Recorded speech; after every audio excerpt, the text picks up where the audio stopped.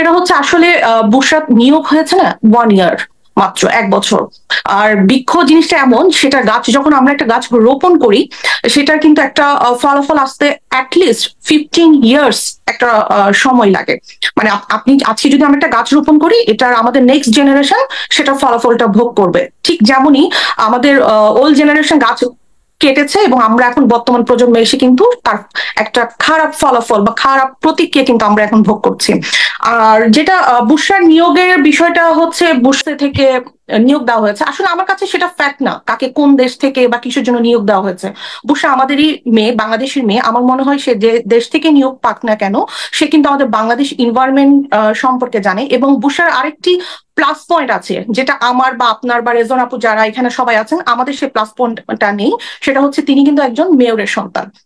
যেহেতু আপনি একজন মেয়রের সন্তান, যে কাজটা আমি হয়তো বা করতে গেলে অনেক সময় সাপেক্ষ, অনেক ডিসিশন মেক করতে গেলে আমার অনেকগুলো পারমিশন বা অনেক কিছু, অনেকে অ্যাপ্রুভালের প্রয়োজন হতে পারে, সেই প্রিভিলেজটা কিন্তু বুশরা আমি মনে করি বাংলাদেশে এই সময়ে কাজে লাগাতে পারে। এবং সেই কাজে কিভাবে লাগাবে সেটা তার একটা প্ল্যান পলিসি থাকতে হবে।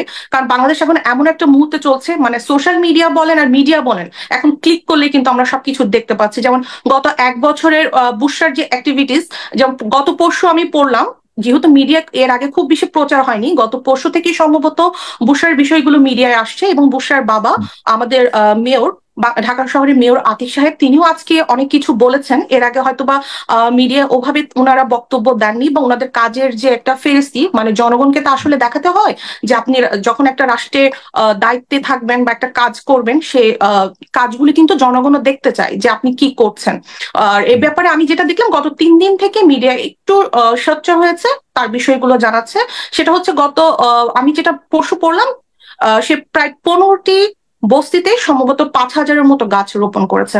এবং সে সেখানে বিভিন্ন রকম কার্যক্রম পরিচালনা করছে। আর একটি কথা বারবার আসছে, জল কামান। আসলে জল কামান বিষয়টা না আমিও একটু কনফিউজ, কারণ আমরা দেখি গ্রীষ্মকালে নর্মালি বুশরা ছাড়াও আগেও, মানে বুশরা তো নিয়োগ হয়েছে 1 বছর, 1 বছর আগেও কিন্তু আমরা দেখেছি জল কামান দিয়ে মানে সিটির মধ্যে বিভিন্ন ভাবে বালু বা যে পরিবেশ ভারসাম্য রাখার জন্য বালুগুলো যখন উড়ে, জল কামান দিয়ে কিন্তু সে বালুগুলোকে রাস্তাকে একটু মানে এটাকে একটু কি বলবো, এটাকে ভিজে একটু রাখা হয়, যেন বালুগুলো না উড়ে মানুষের যেন একটা জনদুর্ভোগ যেন সৃষ্টি না হয়। জল কামানটা আসলে বুশরা এটা নতুন করেনি, এটা আগেও এসছে, কিন্তু কৃত্রিম উপায়ে বৃষ্টি দিয়ে গরম টাকে রিডিউস করা আমি মনে করি না যে এটা আসলে কোনো একটা ফলপ্রসূ।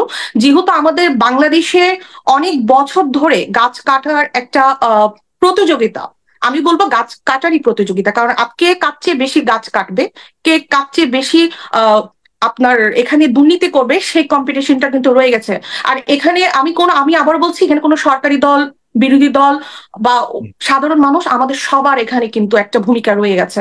আমরা সাধারণ মানুষের ভূমিকাটা সবচেয়ে বেশি, যে আমরা কিন্তু সুযোগ করে দিচ্ছি আমার বাসার পাশের গাছটা কেটে দেওয়ার জন্য। আমরাই কিন্তু নগরায়ন চাই, আমরাই কিন্তু সুযোগ সুবিধা চাই। এখন সুযোগ সুবিধা নিতে গিয়ে, নগরায়ন করতে গিয়ে, আমরা যখন ফ্ল্যাট প্লটে বসবাস করতে যাইবো, তখন কিন্তু এই গাছগুলো মানে কাটা হয়।